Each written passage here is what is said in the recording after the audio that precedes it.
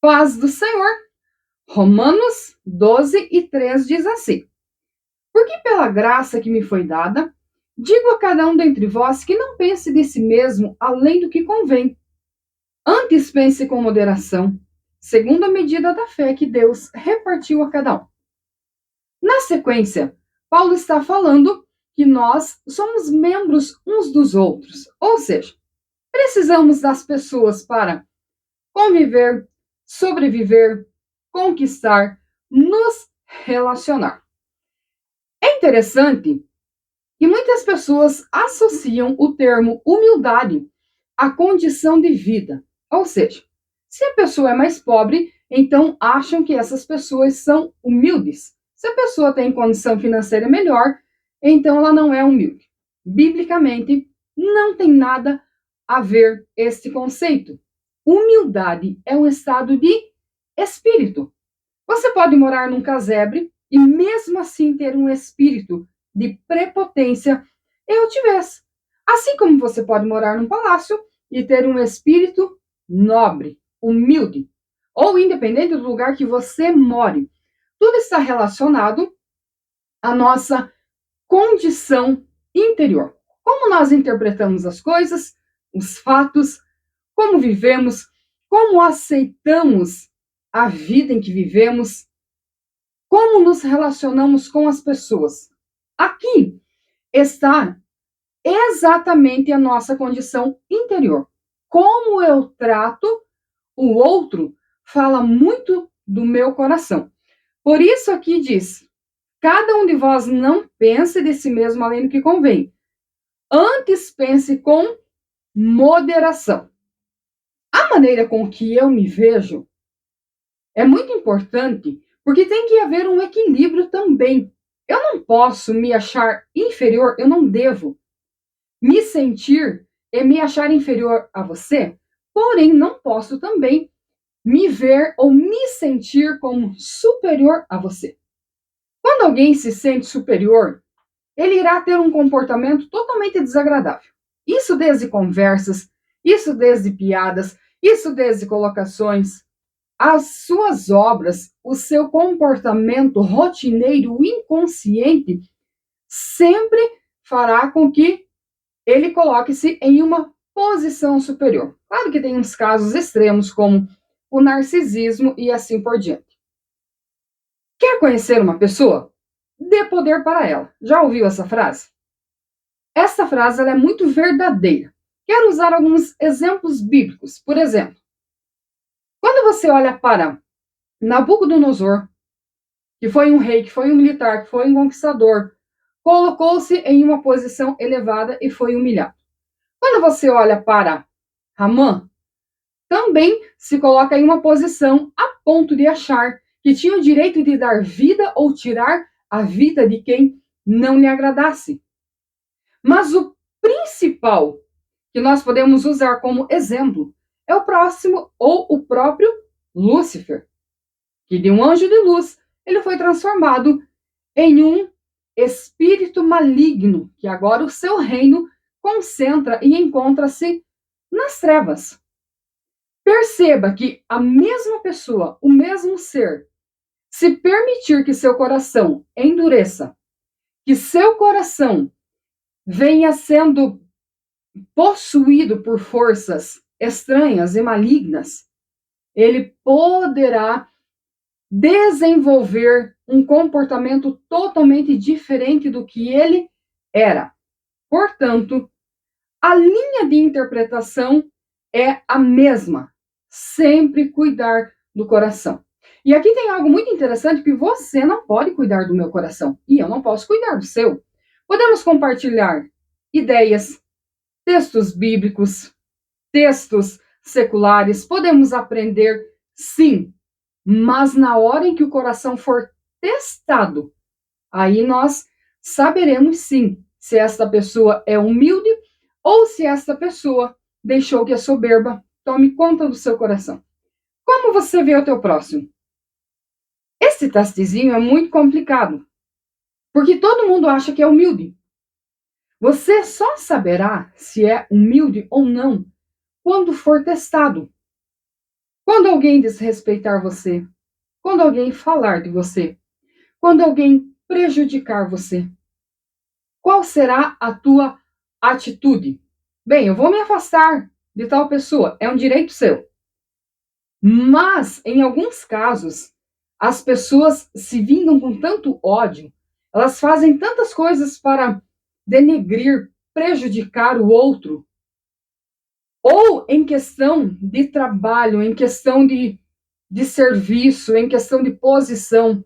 Quantas vezes nós vemos pessoas dizendo o seguinte: fui injustiçado, levantaram uma calúnia contra mim no trabalho, fizeram algo para me derrubar, para destruir a minha carreira, e tal pessoa fez tal coisa para tomar no meu lugar.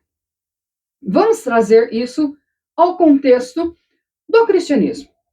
Quando alguém faz isso contra o outro, a Bíblia diz o seguinte: que Deus levanta o humilde, ou na tua tradução pode dizer, Deus exalta o humilde. Mas a Bíblia diz que Deus abate o soberbo. Só que o detalhe é que às vezes o soberbo não percebe que é soberbo. Ele acha que é humilde. E aí Deus vai tratar do nosso coração. Você sabia que as pessoas que tiveram grandes revelações, e nós vemos isso na Bíblia, foram as pessoas mais machucadas, mais prejudicadas, mais injustiçadas? Sabe por quê? Para que a sua soberba não viesse tomar o seu coração e a colocar não em uma posição, mas somente aqui, na mente, que viesse a colocar em uma posição acima dos demais. Existe hierarquia? Sim. Existem pessoas que estão acima dos outros na questão de trabalho, de posses? Sim. Mas a humildade fala do coração, do estado de espírito. Como eu sinto, me comporto, vejo, interpreto e reajo. Tem um exemplo bíblico que eu acho muito interessante da rainha Ester.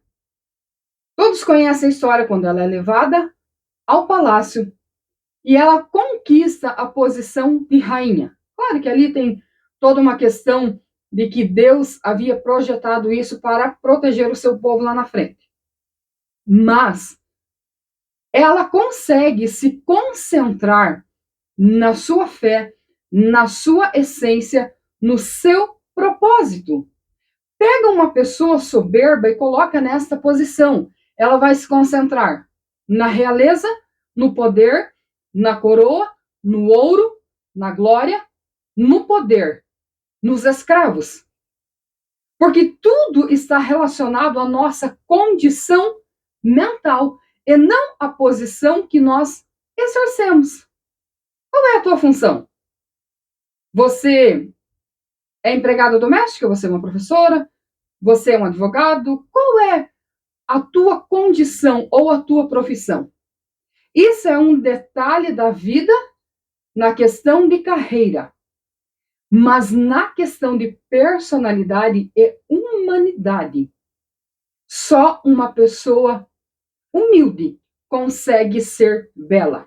Você sabia que a maior beleza não está na roupa que nós usamos, falando da roupa física, mas da roupa em que nós nos vestimos interiormente? Quando conseguimos amar o pobre, o rico, o grande, o pequeno, quando tratamos as pessoas iguais. Você conhece pessoas que tratam alguns de uma maneira e outros de outra maneira porque na sua visão são inferiores? E Deus trabalha muito essa visão humana para que nós possamos perceber que somos iguais. Quando eu olho para Jesus, o maior exemplo, o perfeito exemplo de humildade, porque ele deixou, ele se esvaziou do que ele era. Deus, glória. Pega o livro do Apocalipse para você entender quem é Jesus. E ele deixa esse nível e vem aqui na Terra viver como um humano, dentro de limitações, passando por coisas que nós passamos, tanto em relacionamentos quanto sobrevivência, vida física. E ele vem para quê? Para resgatar a humanidade. Ele vem tornar eu e você, como a Bíblia chama de co-herdeiros. Ou seja, a partir desse momento, a partir da conversão e do ato da renúncia de Jesus, nós temos direito à herança celestial. Então perceba que isso é incrível, que isso é maravilhoso e Jesus nos ensina. É muito lindo porque Jesus resiste os soberbos, os fariseus, aquelas classes dentro do judaísmo que se julgavam superiores. Jesus os resistiu e os confrontou. Mas as pessoas simples, Jesus as abraçava, orientava, ensinava, amava, cuidava.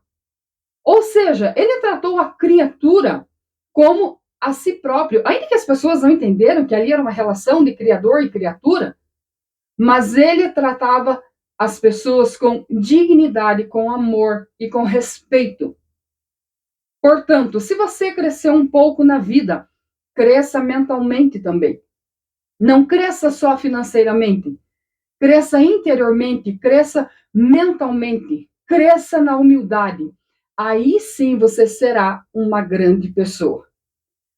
A humildade é a vestimenta mais bela de um homem ou de uma mulher, e principalmente de alguém que representa o reino celestial. Quando você perceber uma pitada de orgulho no teu coração, porque isso acontece com todos os seres humanos, imediatamente comece a trabalhar o teu coração para rejeitar esse sentimento. Porque se ele entrar, ele vai endurecer o teu coração e ele vai te levar para um caminho de destruição, porque a Bíblia diz que a humildade precede a honra, mas a soberba precede a destruição. Não permita ser destruído por você mesmo. E ainda depois culpar os outros pelo caminho e pela decisão em que você tomou. Vista-se sempre de humildade. Faça o que é certo, independente da situação. Honre as pessoas que convivem com você, em todas as áreas. Desde o tratamento até o caráter. Essas pessoas devem permanecer na nossa vida. Essas pessoas são pessoas que vale a pena a gente conviver, porque a sua alma é elegante, porque a sua alma é doce, porque a sua alma é meiga, porque a sua alma é temente a Deus, e ali está a verdadeira beleza. Que Deus te abençoe, em nome de Jesus.